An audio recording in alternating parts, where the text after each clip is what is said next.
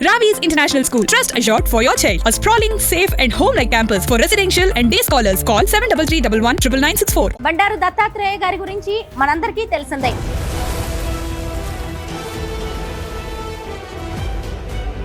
ఆయన కుమార్తె బండారు విజయలక్ష్మి గారు ఒకే స్టేజ్ మీదకి అటు రాజకీయ ప్రముఖుల్ని ఇటు సినీ ప్రముఖుల్ని తీసుకురావడంలో ఆమె కీ రోల్ పోషిస్తూ ఉంటారు. బండారు దత్తాత్రేయ గారి మనవరాళ్లైన వేదాంశి జశోధర గురించి 5-6 ఏళ్ల వయసులోనే దేశభక్తి గీతాలు, శ్లోకాలు, తమ వినయ విధేయతలతో ప్రధానమంత్రి నరేంద్ర మోదీ గారిని, ద్రౌపది ముర్ము గారిని మంత్రముగ్ధులను చేశారు. ఇన్నిసార్లు ఒక ప్రెసిడెంట్ ని కలిసే ఆపర్చునిటీ మీకు ఎలా వచ్చిందిరా? మనకు కూడా బండారు దత్తాత్రేయ గారు లాంటి తాతగారు ఉంటే. ఇంతకీ ప్రధానమంత్రి నరేంద్ర మోదీ గారి దగ్గర మీరు ఏం పాటలు పాడారు? ఒక్కటే రెండు వాజ్పేయి గారి పాట కూడా పాడినావు కదా. से ज्यादा मातृभूमि को जिसने मान दिया, जिसने भारत के नाम दिया. నానా, ఈ పాటలన్నీ మీకు ఎవరు నేర్పించారు? మమ్మీయా? మోదీ గారు మీతో 2 పాటలు పాడించుకున్నారు కదా, ఏదైనా గిఫ్ట్ ఇచ్చారా లేదా? చాక్లెట్ తినలేదా? నేను చాక్లెట్లు తిన్నా. మోదీ గారు ఇచ్చిన చాక్లెట్ కూడా తినలేదా? నిజం చెప్పండి. ఒక బై. నాకు తెలిసి మీ జీవితంలో బాగా విషాదకరమైన ఘటన అంటే తమ్ముడిని పోగొట్టుకోవడం. చాలా పెద్ద దెబ్బ. ఈమె కడుపులో ఉంది. నా శ్రీమంతం very next day heart stroke వచ్చి చనిపోయింది. తమ్ముడు ఏజ్ ఎంత ఉంటుంది? చనిపోయినప్పుడు 21. వారసత్వ రాజకీయాలు, నెపోటిజం. బండారు దత్తాత్రేయ గారి కూతురు కాబట్టే ఇలా పోస్ట్ ఇచ్చారు. నేను 9 ఏళ్ళు భారతీయ జనతా పార్టీ కార్యకర్తగానే పనిచేస్తాను. దండలు వేయొద్దు, మణిమకుటాలసలొద్దు.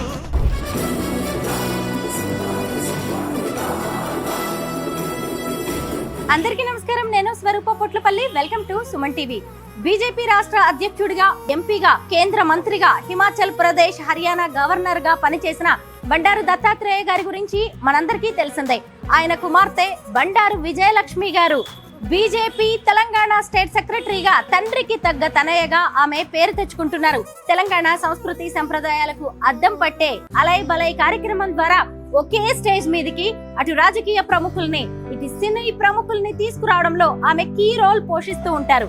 ఈ రోజు ఈ వీడియోలో నేను స్పెషల్ గా చెప్పబోతున్నది బండారు దత్తాత్రేయ గారి మనవరాళ్లైన వేదాంశి జశోధర గురించి.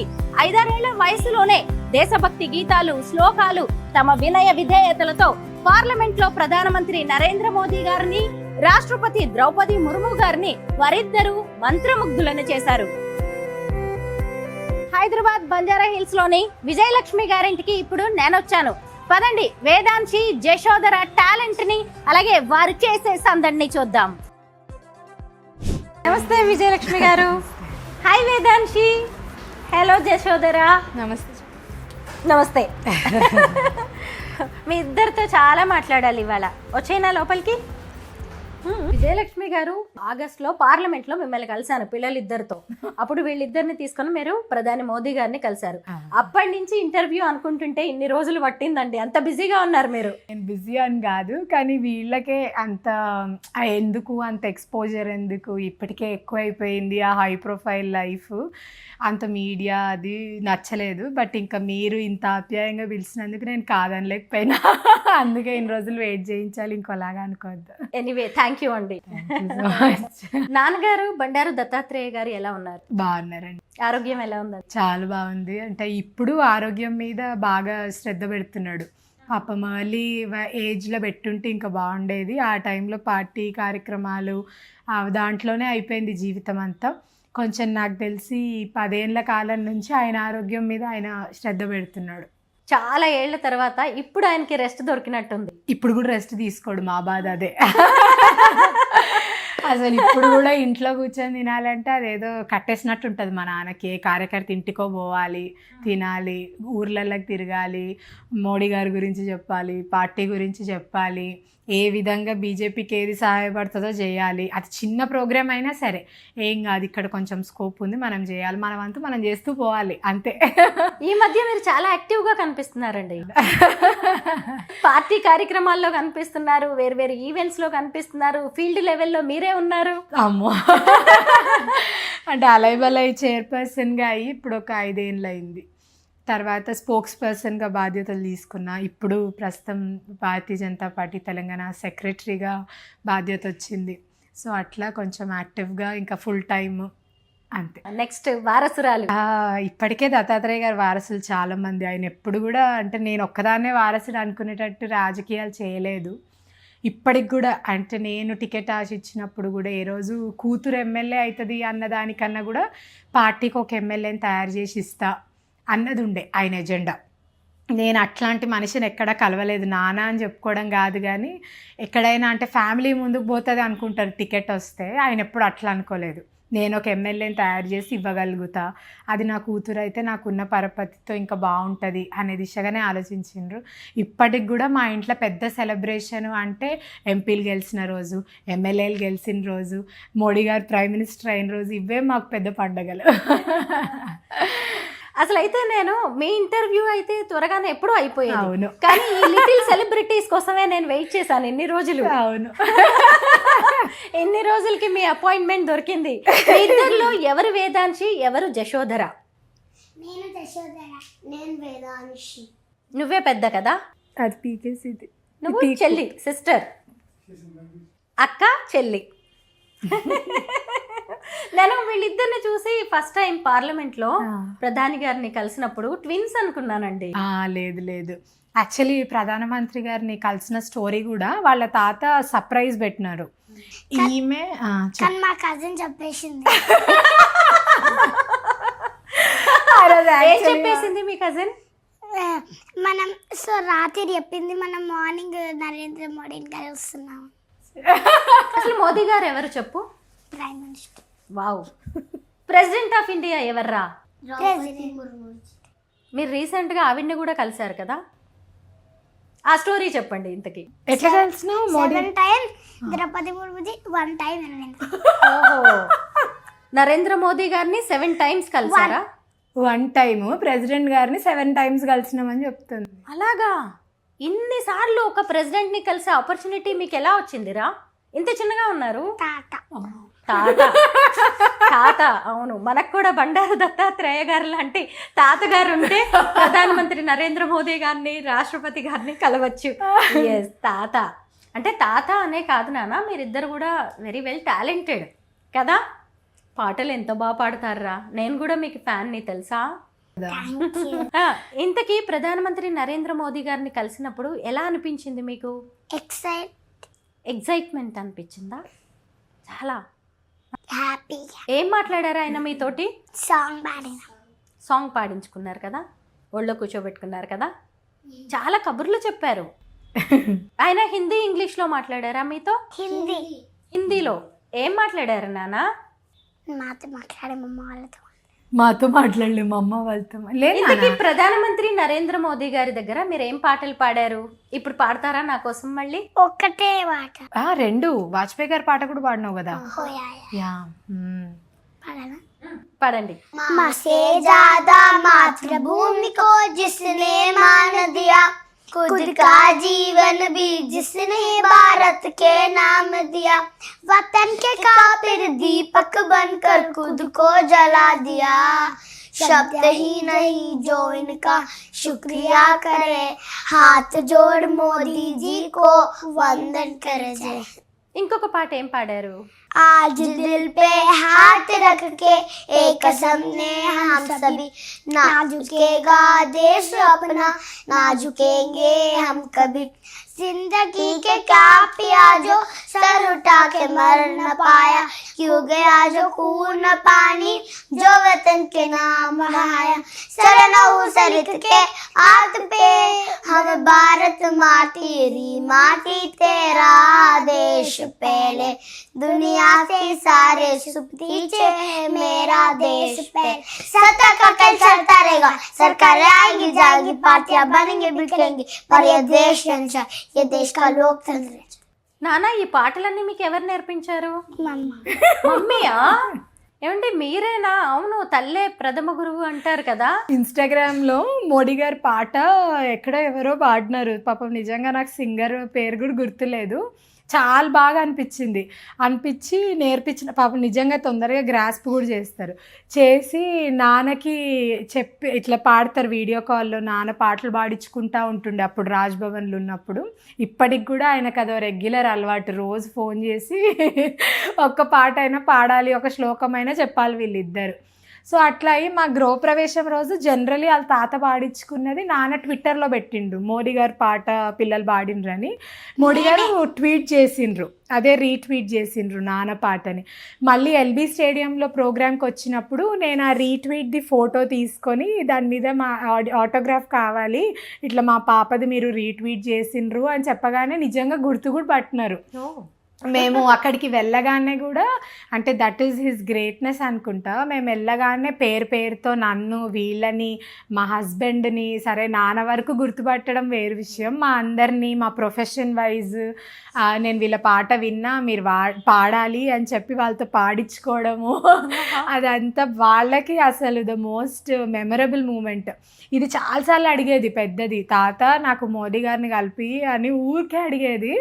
అయితే ఆమెకి ఇంకా అట్లా అది సర్ప్రైజ్గానే ఉండిపోవాలి అనుకున్నాము. బట్ మీతో అన్నట్టు ఇందాక వాళ్ళ కజిన్ రివీల్ చేసింది, అనుకోకుండా అపాయింట్మెంట్ రావడం, పాట పాడడము అన్నది అసలు నాకైతే మోస్ట్ మెమరబుల్. నానా, మరి మోదీ గారు మీతో 2 పాటలు పాడించుకున్నారు కదా, ఏదైనా గిఫ్ట్ ఇచ్చారా లేదా? చాక్లెట్ ఇచ్చారా? ఓకే. నేను తినలేదా? నేను చాక్లెట్లు తినం. అయ్యో, మోదీ గారు ఇచ్చిన చాక్లెట్ కూడా తినలేదా? హాఫ్ తిన్నారా? నిజం చెప్పండి. ఒక వైట్. ఒకటే బైట్. ఇంకా నిజం చెప్పండి. ఒకటే బైట్. ఓకే, సరే అయితే. ఎందుకంటే ఈసారి మళ్ళీ ఆలోచిస్తారు, ఎలాగో వీళ్ళు చాక్లెట్స్ తినరు, ఇంకేం తెప్పించాలి అని చెప్పి. అవును. మరి ఇంతకీ ప్రెసిడెంట్ ఆఫ్ ఇండియాని 7 times కలిసాము అన్నారు కదా, ఆవిడ దగ్గర ఏం పాటలు పాడారు? పాటలు ఏం మాట్లాడారు పోనీ? నార్మల్గా జశోదరా, నీ పేరు భలే ఉందిరా, ఏంటండి ఈ పేరు ఎందుకు పెట్టారు? మా అమ్మమ్మ పేరు యశోదమ్మ. సో అమ్మమ్మ పేరుతో పాటు మా ఆయనది first letter Jignesh, first daughter కదా, జశోదరా అని రావాలని పెట్టుకున్నా. అట్లాగే దీనికి నాది విజయలక్ష్మి, వీతో రావాలి. మా అమ్మ మా నాన్న పేర్లలో ద రావాలి అనుకున్నా. సో అట్లా వేదాంశి అని పెట్టినా. బాగుంది. వసంత దత్తాత్రేయ అని దత్తాత్రేయ. ఇంతకీ ఏం చదువుతున్నారు నాన్న మీరిద్దరు? నేను second class. Okay. PP2. Okay.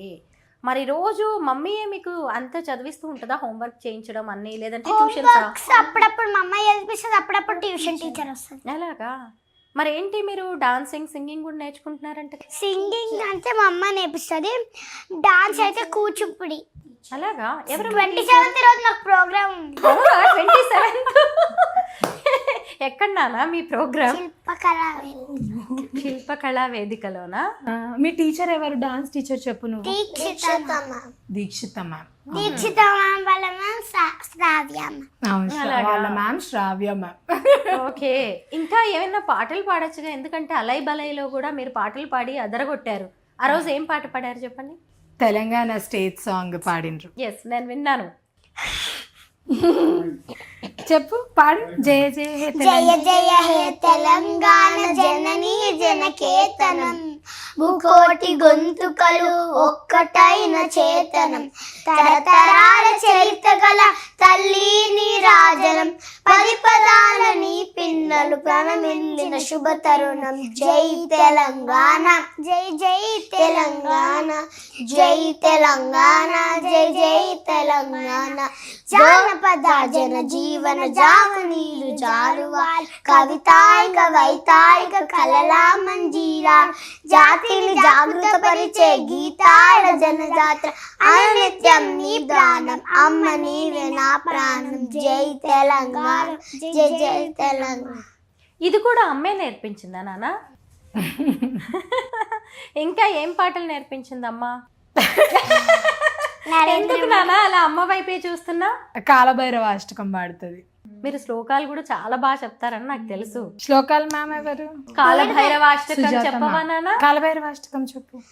Devaraja సేవ్యమాన పావనాద్రి పంకజం జ్ఞాన యజ్ఞ శ్రోత్రమిందు శేఖరం కృపాకరం నారదాది యోగి వృంద వందితం దిగంబరం కాశికాపురాదినాథ కాల భైరవం భజే భానుకోటి భాస్కరం భవాతికారకం పరం నీలకంఠమీసిదాత దాయకం త్రిలోచన కాలకాలమంబుజాక్షమక్షశూలమక్షరం కాశికాపురాదినాథ కాల భైరవం భజే శూలటంక పాశదండ పాణినాది కారణం శ్యామకాయమాది దేవమాక్షరం నిమామే భీమ విక్రమం ప్రభుం విచిత్రతాండవ ప్రియం కాశికాపురాదినాథ కాల భైరవం భజే. ఎంత స్పష్టంగా పాడుతున్నారండి, రియల్లీ గ్రేట్. అసలు ఈ మధ్య కాలంలో చాలా మంది పిల్లలు తెలుగు కూడా మాట్లాడట్లేదు. ఇక హై ప్రొఫైల్ కిడ్స్ అయితే ఫస్ట్ నుంచి ఇంగ్లీష్ ఇంకా అందులోనే పుట్టి పెరిగినట్టుగా ఉంటుంది చాలా మందిలో. వాళ్ళ తాత అయితే చాలా స్పెసిఫిక్ గా ఉంటాడు. వీళ్ళు అప్పుడప్పుడు హిందీ మిక్స్ చేసేస్తారు. హిందీ అంటే నో హిందీ నో ఇంగ్లీష్ అమ్మా, నాతో తెలుగులోనే మాట్లాడాలంటాడు. అట్లా మాట్లాడతాం. హిందీ కూడా హిందీ ఒప్పుకుంటాడు, కానీ ఇంగ్లీష్ అయితే నో అమ్మ ఓన్లీ తెలుగు అని చెప్తాడు స్పెసిఫిక్ గా. ఇంకెప్పుడు మాట్లాడలే కూడా తాతతో ఇంగ్లీష్. తాతతో ఇంగ్లీష్ మాట్లాడలేదు ఎప్పుడు. కరెక్ట్. అంటే వీళ్ళే సెలెక్ట్ చేసుకుంటారా అండి ఈ పాటలు నేర్చుకుంటాము ఇది నేర్పించు అని? లేదు, నేనే చూసి వీక్కి ఒక సాంగ్ అన్నట్టు టైం తీసి, అంటే ఈ ఏజ్లో పిల్లలకి బాగా గ్రాస్పింగ్ పవర్ ఉంటుంది. ఒకటి నేను ఎక్కడో చదివిన, మన శ్లోకాలు ఇప్పుడు విష్ణు సహస్రనామము భజగోవిందం లాంటి పాటలు పెడతా ఉంటే బ్రెయిన్ ఫంక్షనింగ్ కూడా, న్యూరాన్స్ కూడా చాలా బాగా పనిచేస్తాయి అని అన్నప్పుడు కడుపులో ఉన్నప్పటి నుంచి కూడా నేను గాయత్రి మంత్రం 108 టైమ్స్ చదవడము అట్లా చేసేదాన్ని. అది ఏమంటారు మనం త్రయంబకం యజామహే మృత్యుంజయ మంత్రం చదవడము 108 టైమ్స్ ఇద్దరు ఉన్నప్పుడు అట్లా చేసేదాన్ని. చిన్నప్పటి నుంచి మా నాన్న కూడా కొంచెం శ్లోకాల క్లాస్కి పంపడము, మాకు తెలుగు పద్యాలు నేర్పించడము, దాంట్లోని భావం చెప్పడము, ఆయనకి దొరికిన ఆ కాస్త టైం అదే చేసేది. సో నాకు కూడా అదే అనిపించింది, అంటే ఈ ప్రపంచానికైతే ఇది చాలా అవసరము అని అనిపించింది. వీళ్ళు గ్రాస్ప్ కూడా అట్లనే చేస్తారు కాబట్టి నాకు ఈజీ అయ్యింది. నేను చాలా తక్కువ టైం ఇస్తాయి వీటిల్లోకి, బట్ తొందరగా గ్రాస్ప్ చేస్తారు. స్కూల్కి వెళ్ళేటప్పుడు కార్లో పెట్టి పంపిస్తా పాట, రాగానే టీవీలో కాసేపు ప్లే చేస్తాము, మార్నింగ్ ప్లే చేస్తాము ఆ పాట, నైట్ పడుకునేటప్పుడు. సో అట్లా వింటూ ఉంటారు కాబట్టి ఇంకా వేరే వాటికి కూడా దృష్టి పోదు, అది చూడాలి ఇది చూడాలి అనుకుంటే ఏం పోదు. సో అట్లా బాగా నేర్చుకుంటాను. యథా అమ్మ తదా పిల్లలు. నేను ఇంతకు ఇంట్రోలో చెప్పానండి, తండ్రికి తగ్గ తనయ విజయలక్ష్మి గారు అని, కానీ మీకు తగినట్టుగా ఉన్నారు మీ పిల్లలు. నా అదృష్టం, నేను అందరికీ చెప్తా, నన్ను కన్న ఇద్దరు నేను కన్న ఇద్దరు, నేను జీవితంలో ఎక్కడో ఏదో బీభత్సమైన మంచి పని చేస్తుంటే దేవుడు ఇట్లా నన్ను బ్లెస్ చేసిండు అని. లేకపోతే అంటే మా అమ్మ మా నాన్న వీళ్ళిద్దరు నా లైఫ్ అసలు ఇట్లా కంప్లీట్ ఫుల్ సర్కిల్ సాటిస్ఫైడ్గా ఉంటా. మా ఆయన రియల్లీ గ్రేట్ అండి. అసలు వీళ్ళు ఇంత చక్కగా శ్లోకాలు పాటలు పాడడం వెనక మీరే ఉన్నారు. ఇంతకీ మీరు కూడా ఒక సింగర్ అని అర్థమవుతూనే ఉంది. లేదు ఒక మంచి శ్లోకం కానీ పాట ఏదైనా మీరు స్టార్ట్ చేయండి, పిల్లలు కూడా పాడతారు. ఏది పాడదాను రా? అయిపోయిందా? మాకు వచ్చినాయి అన్ని చెప్పిండ్రు అనుకుంటా. ఇది లేదంట నాతో పాడే. కొన్ని మీరు స్టార్ట్ చేయండి. మనోజవం మారుతతుల్య వేగం జితేంద్రియం బుద్ధిమతాం వరిష్టం మాతాత్మజం మానర్యోగముఖ్యం శ్రీరామదూతం శరణం ప్రపద్యే. ఇంకా ఏమన్నా పాడతారేమన్నా చూస్తున్నా. కర్పూర గౌరవ కర్పూర గౌరం కరుణావతారం సంసారసారం భుజేంద్రహారం సదా వసంతం హృదయారవిందే భవం భవాని సైతం నమామి. వీళ్ళకి ఈ శ్లోకాలు పాటల మీనింగ్ కూడా చెప్తూ ఉంటారా? శ్లోకాల మ్యామ్ ఉందండి సుజాత గారని, వారు కూడా చాలా డెడికేటెడ్గా నేర్పిస్తారు వీళ్ళకి.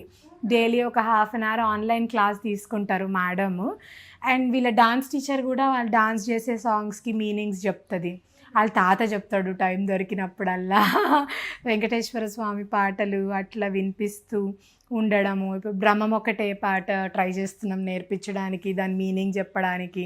అంటే ఆ పాటలో చాలా సారాంశం ఉంటుంది. అంటే డబ్బు ఉన్నా లేకపోయినా అందరం సమానమే అని చెప్పి అది నేర్పించడానికి అట్లా చెప్తా ఉంటాం. వేదాంశి, జశోధర శ్లోకాలు నేర్చుకోవడానికి ఒక టీచర్ ఉన్నారు అంటే వీళ్ళకి చాలా శ్లోకాలు వచ్చు. ప్రతి దేవుడిది ఒక శ్లోకం పాడిస్తుంది మేడము. ఓకే, వారం అంతా అది నేర్పిస్తుంది. హనుమాన్ చాలీసా కూడా ఆ పంక్తీస్ నేర్పిస్తూ ఉంటారు. రోజు అట్లా రివైజ్ చేపిస్తూ ఉంటారు. పూజ చేసుకోవడం లాంటివి, దండం పెట్టడం రోజు ఉంటాయా పిల్లలకి? మా అమ్మ పూజ. నువ్వు రోజు చేస్తావా పూజ? దండం పెట్టుకుంటావా అంటే దేవుడికి? స్కూల్ ఉన్నప్పుడు డ్రెస్ అయినప్పుడు మార్నింగ్ స్కూల్ వెళ్తున్నప్పుడు దానికన్నా ఎర్లీ మేము శ్లోకాలు చెప్తాం, దాని తర్వాత వెళ్తాం. వెళ్ళే ముందు చెప్పి వెళ్తారు. ఇప్పటి వరకు ఎన్ని శ్లోకాలు వచ్చండి వీళ్ళిద్దరికి? వస్తే ఇక్కడే ఇటు చెప్పినాం. ఇట్లా లెక్క పెట్టలేదు నిజంగా. అంటే దేవుడికి ఒక శ్లోకం అన్నట్టు అనుకున్నా నేను. వీళ్ళు ఒకసారి కొంచెం 12-13 అయినాక భగవద్గీత శ్లోకాలన్నీ నేర్పించాలన్నది నా టార్గెట్. నేను ఎట్లుంటానో వీళ్ళు ఎట్లా సహకరిస్తారో చూడాలి. ఏంటండి ఇంత చక్కగా వాళ్ళు కోఆపరేట్ చేస్తూ ఇంత నేర్చుకున్నారు, చాలా గొప్ప విషయం. పండుగలు, పూజలు ఇంక ఇవన్నీ ఎలా ఫాలో అవుతుంటారు వీళ్ళిద్దరు? ఇంట్లో ఇంకా అది భాగం కాబట్టి వాళ్ళకి దసరా, ఇప్పుడు నేను ఉపవాసం ఉంటా, నవరాత్రి పూజలు చేసినప్పుడు సిటీలో ఆల్మోస్ట్ పెద్ద పెద్ద గుళ్ళకి వెళ్ళి మేము ఒడి బియ్యం పోయడం అన్నది నాకు అలవాటు. సో అక్కడికి వస్తారు. బల్కంపేట గుడికి నేను రెగ్యులర్గా వెళ్తుంటా, మేము రెగ్యులర్గా వెళ్తాం. పెద్దమ్మ తల్లి గుడికి వెళ్తాము. అట్లా ఇక్కడ వెనక ఇస్కాన్ టెంపుల్, ఆవులకి గడ్డి పెట్టడం అన్నది ఈ మధ్య కొంచెం భయపడుతుంది ఎందుకో కానీ, లేకపోతే భయపడా కాదు నాకు ఈ మధ్య ఆ టైం కుదరట్లేదు. లేకపోతే అప్పుడు రోజు వెళ్ళి ఆవుకి ఉంది సాటర్డే సండే ఇంకా చిన్నప్పుడైతే రోజు వెళ్ళేది. చేయడం వాళ్ళ విషయాలు, వాళ్ళు ఏది నమ్మారో ఏది అనుకుంటున్నారో అది చేయించడమే. కానీ మంచి పిల్లలండి, చాలా బాగుంది మీ పేరెంటింగ్, నచ్చింది నాకు. అవును, ఇలా ఈ రోజుల్లో పేరెంట్స్ ఇలా ఉంటేనే పిల్లలు కూడా, లేకపోతే నెక్స్ట్ జనరేషన్ ని మనం ఇలా ఊహించుకోలేము కూడా. అయితే విజయలక్ష్మి గారు, మీ హస్బెండ్ ఇన్లాస్ గురించి? మై హస్బెండ్ డాక్టర్ అండి. ఆయన, నాది లవ్ మ్యారేజ్. అంటే ఫ్యామిలీ ఫ్రెండ్స్ మేము. So we know each other చాలా రోజుల నుంచి తెలుసు. అట్లా మా అత్తమ్మ మామయ్య వాళ్ళు కూడా నాన్న వాళ్ళకి చాలా రోజుల నుంచి తెలుసు. మరీ లవ్ అంటే అట్లా చెట్టాపట్టాలు వేసుకొని తిరిగిన లవ్ స్టోరీ కాదు, కానీ ఇంకా తెలిసిన కుటుంబంలో బిడ్డ పోతే బాగుంటుందని నాన్న కూడా అనుకున్నాడు. అట్లా ఆయన doctor, he works in AIG, intervention radiologist, gold medalist. Jignesh Reddy గారు. బాగుందండి. సో అట్లా ఆయన ప్రొఫెషన్ ఆయనది. ఎక్కడ డిస్టర్బ్ చేయడము అట్లా ఏమి, అంటే పాలిటిక్స్కి ఆయన మెయిన్ ఎంకరేజ్మెంట్. నాకు ఉండాలి ఇట్లా ఒకరు, మీ నాన్న పేరు ముందుకు తీసుకెళ్ళాలి. నా పెద్ద క్రిటిక్ కూడా, ఏదైనా స్పీచ్ చూడగానే నవ్వుతాడు, ఏదో ఇది చెప్తాడు. ఫస్ట్ అసలు ఎవరేదో అనుకుంటారనే కానీ ఇంటికి పోయినాక ఈయనే మాట్లాడాలని భయం అయికుంటుంది నాకు.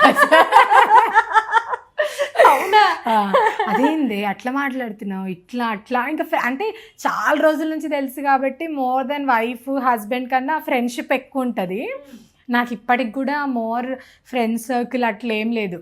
ఏమైనా ఉంటే సడన్గా టక్కున ఫోన్ అక్కడికే పోతుంది. ఫస్ట్ కాల్ అదే, లాస్ట్ కాల్ అదే. నాకు ఇది ఇట్లా అయిపోయింది అంటే చెప్పేసేయాలి, అంత లేకపోతే కడుపు ఉబ్బిపోతుంది అన్నట్టు ఉంటుంది నాకు.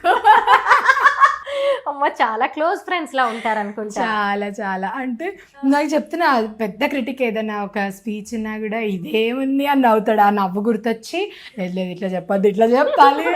నాకు బిగినింగ్ చూసినప్పుడు మీరు నా ఇంటర్వ్యూస్ చూస్తే ఆ ప్యూర్ ఈనాడు లాంగ్వేజ్ మాట్లాడడానికి ట్రై చేసేదాన్ని నేను. ఊరికి ఎక్కిరించేటాడు, ఏందే ఇది అసలు మన భాష మాట్లాడు, ఇంట్లున్నట్టు మాట్లాడు అని. తర్వాత నిజంగా కూడా జనాలు యాక్సెప్ట్ చేయడం స్టార్ట్ చేసిండ్రు. నేను ఎక్కడ పోయినా ఆ మేడం బాగా మాట్లాడుతుంది, ఇట్లా మాట్లాడుతుంది అంటే ఓహో ఇదేదో నిజంగా బాగుంది. సో అట్లా ఆయన ఎంకరేజ్మెంట్ చాలా ఉంటుంది. అండ్ పొలిటికలీ ఇప్పుడు అంటే బిజీ అండ్ ఈ 9 to 5 జాబ్ లాగా ఉండదు కదా ఇది. ఎప్పుడు పిలుస్తారో తెలియదు, ఎప్పుడు ఏ కార్యక్రమాలు వస్తాయో తెలియదు. కాబట్టి ఈ వీళ్ళిద్దరితో ఉండడం, నేను లేనప్పుడైనా కూడా ఎవ్రీథింగ్ బాగుంటుంది అట్లా. మీరు ఇన్లాస్ తో కలిసే ఉంటారా అండి? అవును, ఇక్కడే. Joint family? యా, అంటే Jignesh is the only sun, ఒక్కడే కొడుకు. అక్కడ నేను ఒకదాన్ని అయిపోయా, ఇక్కడ ఆయన ఒక్కడే. కాబట్టి అత్తమ్మ, మామయ్య, జిగ్నేష్, పిల్లలు, నేను. జశోధర అండ్ వేదాంశి, మీ ఇద్దరికి మమ్మ పప్పాలో ఎవరంటే ఎక్కువ ఇష్టం? Mummy daddy? మమ్మనా నీకు? అప్పుడప్పుడు మమ్మ, అప్పుడప్పుడు మామ, అప్పుడప్పుడు నాన్న. మమ్మ. నిజమండి, ఇలా పిల్లలకి వాళ్ళ అభిప్రాయాలను చెప్పే స్వేచ్ఛను ఇవ్వడం కూడా బాగుంది కదా. అలా భయపడితే వాళ్ళు ఏంటి అనేది బయటికి రాదు. వాళ్ళకి తాత అమ్మమ్మనే. మీ చైల్డ్హుడ్ గురించి చెప్పండి. నాది చాలా సింపుల్ అసలు. మా నాన్న, మేము గౌలిగూడ చెమన్లో ఉండేవాళ్ళం. నాన్న ఫస్ట్ కేంద్ర మంత్రిగా ఉన్నంత వరకు కూడా అక్కడే. నాన్నకి బైపాస్ సర్జరీ అయినాక డాక్టర్స్, మా గల్లీలోకి వెహికల్ కూడా వెళ్ళే స్పేస్ ఉండేది కాదు, చిన్న గల్లీ. సో ఇంకా అట్లా కుదరదు సార్, ఎమర్జెన్సీస్ ఏమైనా ఉన్నప్పుడు ఏరియా షిఫ్ట్ అవ్వాలి. అక్కడ పెద్ద హైజీన్ కూడా ఉండేది కాదు అప్పట్లో, ఇట్లా స్వచ్ఛ భారత్ కార్యక్రమాలు కూడా లేవు కాబట్టి. సో అక్కడ నుంచి మేము షిఫ్ట్ అయిపోయి రామ్నగర్కి వచ్చేసినాం. రామ్నగర్కి రావటము, అక్కడ సింపుల్ లైఫ్ మాది. లిటిల్ ఫ్లవర్ స్కూల్ నుంచి నేను నారాయణ షిఫ్ట్ అయినా. తర్వాత వాసవిలో ఇంజనీరింగ్ చేసిన. ఇంజనీరింగ్ కాలేజ్లో కూడా మా నాన్న నన్ను కాలేజ్ బస్లోనే పంపేవాడు. వద్దమ్మా అంటే అర్థం కావాలి అందరితో పాటు ఉన్న లైఫ్. సెంట్రల్ మినిస్టర్ గా ఉండి కూడా ఎన్ని పొజిషన్స్ చూసినా మా పెంపకంలో ఎప్పుడు అది చూపించలేదు, అది అక్కడి దాకా రాలేదు. పెద్ద సర్కిల్స్. నాకు ఎక్కడైనా ట్రిప్స్ అంటే, ఇప్పుడు పిల్లల్ని మేము తీసుకెళ్తున్నాం కానీ అప్పుడు మాకు ట్రిప్ అంటే తిరుపతి, షిరిడి, ఇక్కడ మన బాసర, యాదగిరిగుట్ట, ఇవే ట్రిప్పులు. నాన్న మినిస్ట్రీ కాన్ఫరెన్సెస్ ఉన్నప్పుడు యుఎస్ పోవడం గుర్తు నాకు. తర్వాత లేబర్ కాన్ఫరెన్స్ ఉన్నప్పుడు స్విట్జర్లాండ్ వెళ్ళడం గుర్తు. అంతే, అంతకుమించి ఇట్లా అదే పనిగా వెళ్ళడము అని.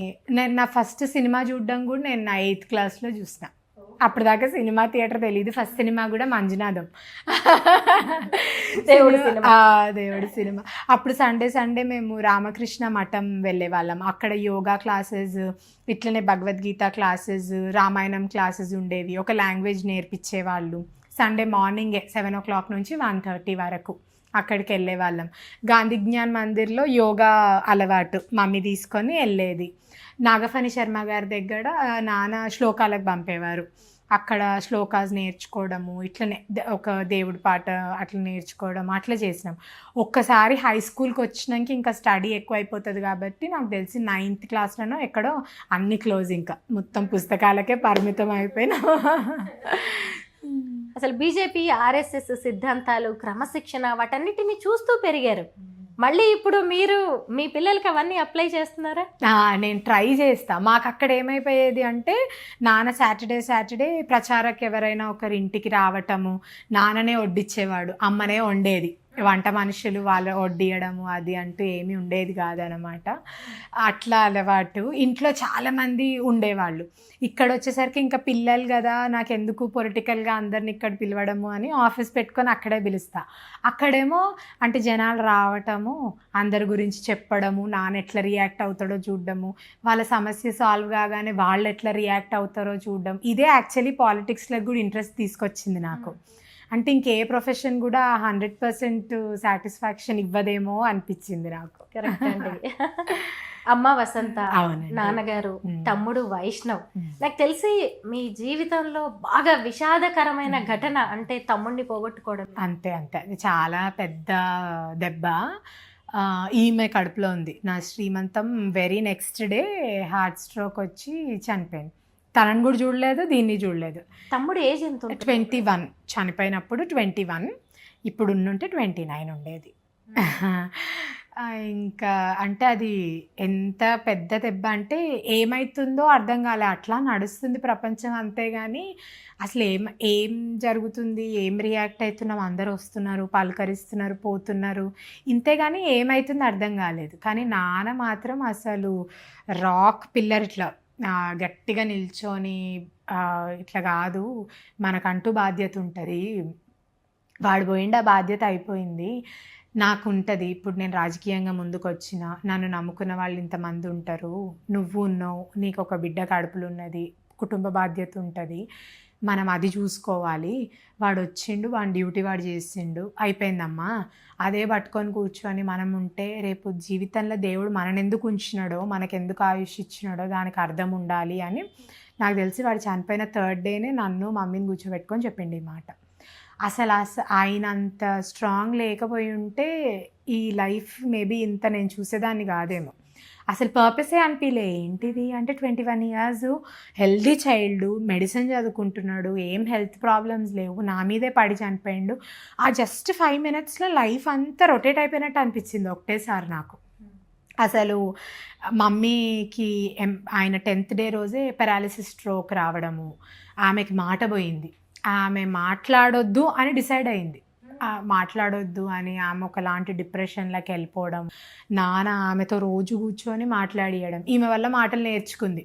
అంటే మళ్ళీ పాప, ఫస్ట్ మాట నాకు తెలిసి పాప, ఎవరు వస్తున్నారు ఇంటికి అంటే పాప అనుకుంటూ అట్లా స్టార్ట్ చేసింది. పేపర్లో చిన్న చిన్న వర్డ్స్ చూడడము, హ్యాండ్ గ్రిప్ పోయింది, ఒక సైడ్ అంతా పారాలిజ్ అయిపోయింది, మాట పోయింది. సో అదంతా ఈమె కోలుకోవడానికి మా ఫ్యామిలీ పెద్ద అంటే ఈ ఏంజిల్ ఆమె వస్తుంది అనే కోలుకున్నాం అందరం. తర్వాత ఈమె అయితే చాలా సంతోషాలు తీసుకొచ్చింది. ఆమె కడుపులో పడ్డ 2nd monthకో 3rd monthకో నాన్న గవర్నర్ అయినరు. సో నాకైతే ఈమె మా తమ్ముడు రూపం అనే అనిపిస్తుంది. చూడ్డానికి అట్లే ఉంటుంది, ఆమె మాట విధానం, పలకరించడము అన్నీ అట్లే ఉంటుంది. 9 months పాపగా ఉన్నప్పుడు నాన్న ఫస్ట్ టైం చూసింది. కోవిడ్ అప్పటిదాకా చూడలేదు. 9 నెలల పిల్లప్పుడు చూసిండు నాన్న. టేబుల్ పట్టుకొని నిల్చుంది, నాన్న అటు నుంచి వస్తుంటే నాన్న అని పిలిచింది. అట్లా తనంటే స్పెషల్ బాండ్ నాకు. ఒక ఆమె కోలుకునేటట్టు చేసింది, ఇంకో కూతురు సంతోషాన్ని తీసుకొచ్చింది. మొత్తానికి ఇప్పుడు బండారు దత్తాత్రేయ గారి వారసురాలంటే మీరే. ఒకవైపు బీజేపీ స్పోక్స్ పర్సన్గా, తర్వాత ఇప్పుడు స్టేట్ సెక్రటరీగా కూడా ఉన్నారు కదా. స్పోక్స్ పర్సన్ అయిపోయింది, ఇప్పుడు స్టేట్ సెక్రటరీగా ఉన్నా. ఎలా అనిపిస్తోంది బీజేపీ జర్నీ? అంటే ఇన్ని రోజులేమో బండారు దత్తాత్రేయ గారి కూతురుగానే ఉన్నారు మీరు, అలా కాకుండా స్పెషల్ ఐడెంటిటీ కోసం మీరు ఏం చేయాలనుకుంటారు? నాకు స్పెషల్ ఐడెంటిటీ అక్కర్లేదు. అంటే ఎప్పటికైనా బండారు దత్తాత్రేయ గారి కూతురుగానే, ఎందుకంటే ఆయన ఇమేజ్ అట్లాంటిది. ఎక్కడికి పోయినా నేను ఎక్కడ కూడా విమర్శిస్తూ లేకపోతే ఎవరన్నా ఇష్టం లేదు అన్నట్టు చూడలే. ఇన్నేళ్ళు ఇంతమందిని కలిసినా కూడా సార్ గురించి ఉన్న మెమరీస్ చెప్పడము, సార్ మా ఇంటికి వచ్చిండ్రు, దత్త నీ పెళ్ళికి వచ్చిండు, ఈయన చనిపోతే వచ్చిండు అని చెప్పిన వాళ్ళే కానీ మాకు ఈ నష్టం చేసిండు అని చెప్పిన వాళ్ళు ఎవరు లేరు. సో నాకు అది చాలా గర్వంగా ఉంటుంది. డెఫినెట్లీ నా ఐడెంటిటీ నేను బిల్డ్ చేసుకోవాలి. ఆయన లెగసీ అంటే ఆయన ఎట్లా పనిచేస్తున్నారో అంత జెన్యూన్గా నేను చేయాలి అనే అనుకుంటా. రీసెంట్గా మీకు పోస్ట్ అనౌన్స్ చేసినప్పుడు కొన్ని విమర్శలు వచ్చాయి, మీరు కూడా అవి చూసి ఉంటారు. ఏమండి? వారసత్వ రాజకీయాలు, నెపోటిజం, బండారు దత్తాత్రేయ గారి కూతురు కాబట్టే ఇలా పోస్ట్ ఇచ్చారు అని. అలాంటి వాళ్ళకి మీరు ఇచ్చే సమాధానం ఏంటి? అంటే నేను ఒకటే బలంగా నమ్ముతా స్వరూప గారు. ఒకటి, నేను భారతీయ జనతా పార్టీ మెంబర్షిప్ తీసుకుంది 2016లో, నాకు పోస్ట్ వచ్చింది 2025లో. అంటే నేను 9 ఏళ్ళు భారతీయ జనతా పార్టీ కార్యకర్తగానే పనిచేసిన. వేరే ఏ కార్యకర్తల్లాగానైనా పార్టీ మెంబర్షిప్ కార్యక్రమాలు చేయడం కానీ, పార్టీని ఎట్లా బలోపేతం చేయడం కానీ, ఎన్నికలలో ప్రచారం చేయడం కానీ, లేకపోతే ప్రభుత్వ వ్యతిరేక కార్యక్రమాలు చేయడం కానీ, లేదా సెంట్రల్ పార్టీ చేస్తున్న కార్యక్రమాలని ముందుకు తీసుకుపోవడం కానీ, ఇట్లా గ్రౌండ్ లెవెల్లోనే పనిచేసిన. ఈరోజు నేను కార్యకర్తలకి కొత్త కాదు, ప్రజలకి కొత్త కాదు. దత్తాత్రేయ గారు కూతురుగా అయినా కూడా పార్టీ జెండా మోస్తూనే పనిచేసిన. దత్తాత్రేయ గారు తర్వాత ఎంపీ సీట్ తీసుకుంటే మీరు అన్నట్టు వారసత్వ రాజకీయాలు అంటూ ఉంటాయి.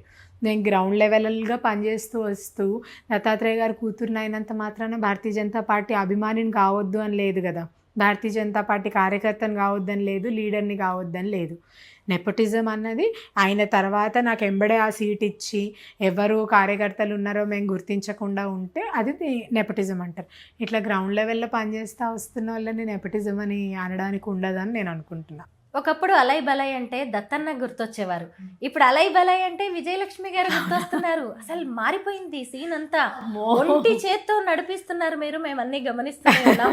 ఎలా హ్యాండిల్ చేశారు? ఒకవైపు ఫుడ్ ఐటమ్స్ ఏంటి, ఇంకొక వైపు సాంస్కృతిక కార్యక్రమాలు, రాజకీయ ప్రముఖులు, సినీ ప్రముఖులు, ఇంతమందిని, ఇంత పెద్ద కార్యక్రమాన్ని ఒంటి చేత్తో ఎలా నడిపించగలుగుతున్నారు? ఇది యాక్చువల్లీ నేను కనబడ్డానికి ఒక్కదాన్ని కానీ అది చాలా పెద్ద వ్యవస్థ. దాని అందం ఎక్కడ వస్తుంది అంటే మనం ఇన్విటేషన్స్ ఇచ్చేటప్పుడైనా దాదాపు మేము ఎక్కువ ఏం కొట్టించాం, 5,000 ఇన్విటేషన్స్ ఏమో కొట్టిస్తాం అనుకుంటా. అసలు ఎవరికి వాళ్ళు వస్తారు ఇన్విటేషన్ కార్డులు తీసుకోవడానికి. మా ప్రోగ్రామ్ ఇది, మా దత్తన్న ప్రోగ్రామ్, మాకేమున్నది, పిలవకపోయినా వచ్చేవాళ్ళు చాలామంది ఉంటారు. ఆయన అట్లా ఓన్ చేసుకుంటారు. దాదాపు అక్కడ మీరు చూసుంటారు ఎవ్రీ ఇయర్ 20,000-25,000 క్రౌడ్ కన్నా తక్కువ ఉండదు అక్కడ. ఆ వంటలలో కూడా అంతే. మా అన్న పిలిచిన ప్రోగ్రామ్ ఏదో బిజీలు ఉండి మర్చిపోయి ఉంటాడు ఫోన్ చేయడం, మేము వస్తామంటారు వాళ్ళు. అట్లా ఓన్ చేసుకుంటారు. సో అట్లా అయ్యేసరికి ఆ కార్యక్రమాన్ని ఆన్ స్టేజ్ ఆ స్టేజ్ మేనేజ్మెంట్ కూడా అందుకే ప్రాబ్లం అయిపోతుంది. ఆయన పిలవకపోతే ఏంది, మేము ఎక్కుతాం స్టేజ్ అని అది ఓవర్ క్రౌడ్ అయిపోతూ ఉంటుంది. మాకు అక్కడ ఎక్కడ బౌన్సర్ సిస్టము, పోలీసు వాళ్ళని పెట్టి జనాలు తోసేది అన్నది ఉండదు. నానది నమ్మడు కూడా.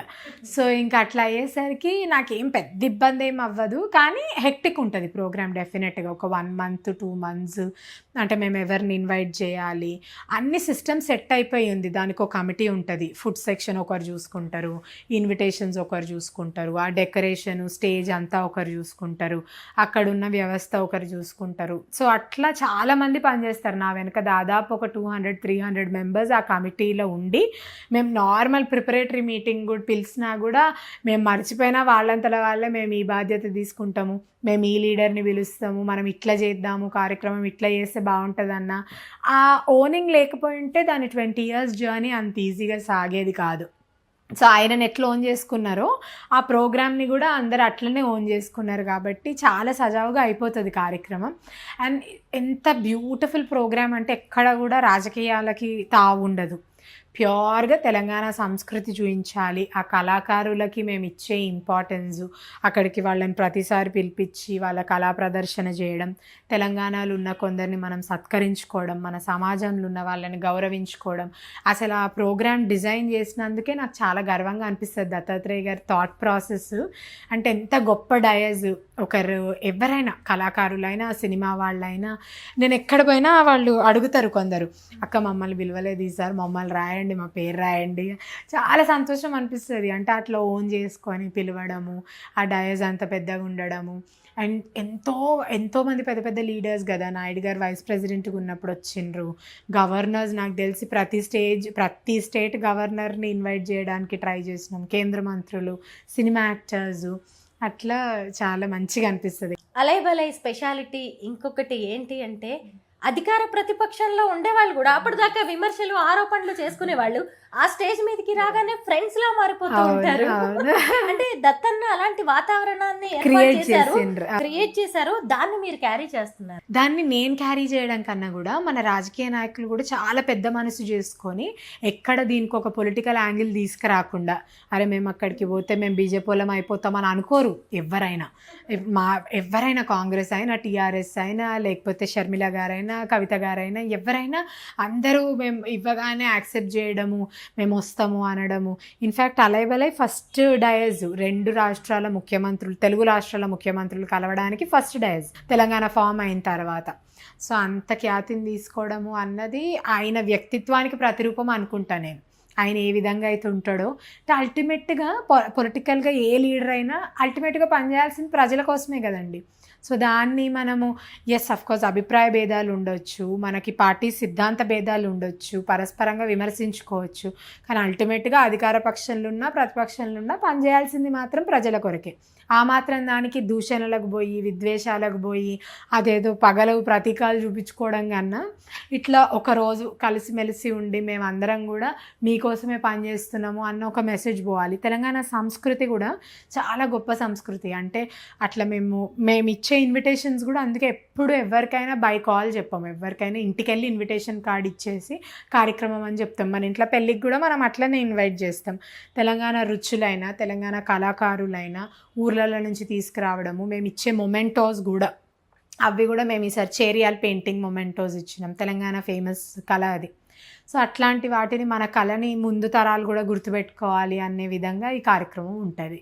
విజయలక్ష్మి గారు, నేను చాలా కాలంగా మీ డ్రెస్సింగ్ స్టైల్ని అబ్జర్వ్ చేస్తూ ఉన్నాను.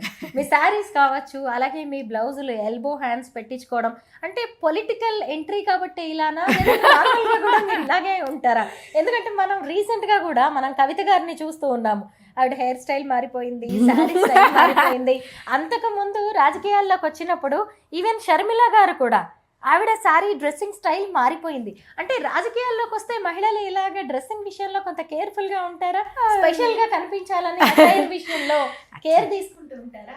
అంటే ఫస్ట్ థింగ్ ఏంటంటే నాకు ఒకటి అనిపిస్తుంది, ఇప్పుడు మేము వెళ్ళి డయాస్ మీద మైక్ పట్టుకొని మాట్లాడినప్పుడు మన కింద కూర్చున్న మహిళలందరికీ కూడా ఆమె మనలో ఒకరు అన్న ఫీలింగ్ రావాలి. అంటే ఇట్లా కాటన్ చీరలు వాళ్ళు మామూలుగానే ఉంటారు కదా, పట్టు చీరలు వేసుకొని రాజకీయం అంటే ఫస్ట్ అది కంఫర్టబుల్ కూడా కాదు. రెండోది చూసే వాళ్ళకి కూడా అంటే తను మనలో ఒకరు అన్నట్టు అనిపించాలి. అండ్ ఇది మోర్ కంఫర్ట్, మన చేనేత వర్గాన్ని ప్రోత్సహించినట్టు కూడా ఉంటుంది ఒకటి. రెండోది పొలిటికల్ ఫీల్డ్ అన్నది అంటే చాలామంది చాలా రకాలైన మనుషులు ఉంటారు, దాంట్లో మన కంఫర్ట్ జోన్ ఇట్లుంటేనే బాగుంటుందని నాకు అనిపిస్తుంది. This is more comfortable. పొద్దున్న రెడీ అయితే నేను ఇట్లా రాత్రి వరకు కూడా ఉండొచ్చు. అట్లా అని నేనేమి కుర్తాలు వేసుకోను లేకపోతే ఇంకేదో అన్ని కాదు, ఎక్కడ అవసరం తగ్గట్టు అక్కడ డ్రెస్ చేస్తా. కానీ నా మోస్ట్ ఫేవరెట్ మాత్రము చీరలే. అసలు మన డ్రెస్సింగ్ మన కంఫర్ట్, మనకి ఏది కంఫర్ట్ గా కన్వీనియంట్ గా ఉంటుందో దాన్ని క్యారీ చేస్తూ ఉంటాము. కానీ సినీ యాక్టర్ శివాజీ చేసిన కామెంట్స్ మీరు చూసారు కదా, చీరల్లోనే ఉండండి, చీరల్లోనే ఉంటే రెస్పెక్ట్ ఉంటుంది, సామాన్లు కనిపించేలాగా డ్రెస్సులు వేసుకోకండి అని ఇలాంటి వర్డ్స్ వాడారు. దాని మీద మీ అభిప్రాయం ఏంటి? అది ఫస్ట్ చాలా బాధాకరం అండి. సామాన్లు అన్న మాట వాడడమే అది వినగానే నాకు చాలా బాధ అనిపించింది. అంటే ఆ ఆడ మనిషిని అట్లా నాకు అర్థం కాలేదు, అంత ఒక వస్తువులాగా చూడడం ఏంది అన్నది చాలా చాలా తప్పు. దానికి వారు క్షమాపణలు చెప్పినట్టున్నారు, నేను ఈరోజు పొద్దున్న చూసిన. కానీ క్షమాపణలు చెప్తే పోదు అది ఒకటి. నేను ఇంకోటి చాలా బలంగా నమ్ముతా, ఆడవారి మర్యాద అన్నది వేసుకునే బట్టలల్లో ఉండదండి. అది మన మనస్తత్వం, మనం చేసే మల్టీ టాస్కింగ్. ఈరోజు నేలని కూడా భూమాత అంటారు, భారతమాతను కూడా భారతమాత అంటారు. అంటే ఒక ఆడ మనిషి రూపంలోనే పోలుస్తున్నాము అంటే అంత దైవత్వం ఉంది ఈ ఆడ రూపంలోనే ఉంది. అది మనం గౌరవించుకోవాలి. ఏ రూపం వేసుకుంటే అంటే ఇండియా అన్న భూమి యూనిటీ ఇన్ డైవర్సిటీ అంటాం. అనేకత్వంలో ఏకత్వమే మన స్ట్రెంగ్త్. నార్త్ ఇండియన్స్ చూస్తే కుర్తాలు వేసుకుంటారు, కొంచెం ఈస్టర్న్ సైడ్ మన వెదర్ ప్రకారం బట్టలు మార్చుకుంటాం. ఈరోజు నువ్వు మంచు ప్రదేశాలలో పోయి చీర క్యారీ చేయగలుగుతామా? చేయలేం కదా, అక్కడ వేరే తీరు బట్టలు వేసుకోవాలి. ఈస్టర్న్ ప్రదేశాలకు పోతే వాళ్ళ టెంపరేచర్ తగ్గట్టు వాళ్ళు బట్టలు వేసుకోవాలి. మన సంస్కృతిని మనం గౌరవించుకోవాలి. కానీ మన సంస్కృతి మన సాంప్రదాయం అన్నది వేసే దుస్తులలోనే ఉండదు అని నేను భావిస్తాను. డెఫినెట్గా రివీలింగ్ బట్టలు వేసుకునడం అన్నది ఎవరికి వాళ్ళు, ఎవరి ఉద్దేశం వాళ్ళది, ఎవరి అభిప్రాయాలు వాళ్ళది, ఎవరి ప్రొఫెషన్ వాళ్ళది. మన సంస్కృతిని గౌరవించుకోవాలి. అది మన జీవన విధానంలో ఉండాలి. కానీ వేసుకునే బట్టల్ని అట్లా ఉమనైజ్ చేసి మాట్లాడడము, అంత కించపరుస్తూ మాట్లాడడం, వస్తువులు అనుకుంటూ మాట్లాడడం అన్నది చాలా చాలా బాధాకరం. అంటే ఒక క్షమాపణతోనే పోదు, అది సొసైటీ చూసే విధానం కూడా మారాలి అంట. అంటే వేసే బట్టలలో ఆడదాని గౌరవం చూడడం ఏంటండి? ఒక ఇల్లు నడిపిస్తుంది, ధైర్యంగా ముందుకు వస్తున్నాము.